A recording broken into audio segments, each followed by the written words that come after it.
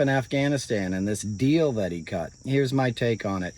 I think when Trump lost the election this last year, Putin said, dude, you still owe me Afghanistan, right?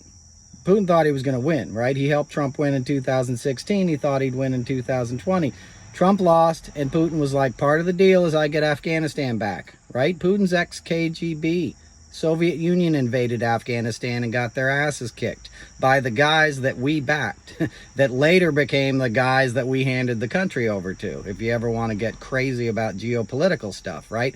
So Putin holds on to grudges almost as long as Trump does. So he's like, all right, you're leaving, buddy, but part of that deal is I get Afghanistan back. So what happens then?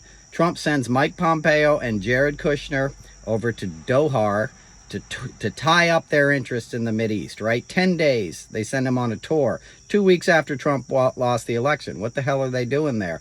They're cutting a deal to make sure that the Taliban takes control of Afghanistan, which is basically now going to be like Putin's backyard, right? He's going to get all the mineral deposits. He's going to get to control the thing, okay? And it gets to embarrass Biden. So Trump goes along with it. And they basically lay out a tripwire, and Biden walks right into it. And that's another conversation, you know, but don't blame Biden on this thing. This thing is on Trump, okay? Mike Pompeo was installed as CIA director and later as Secretary of State after being vetted by the Middle East, okay? People forget, but Tom Barack's role was to take the list of cabinet members and make sure they were approved by his investors in the Middle East, UAE being a primary example, right? And then what happens when Afghanistan falls, right? The president of Afghanistan gets in a helicopter with 169 million bucks and takes off to UAE. Right? This whole thing is a setup.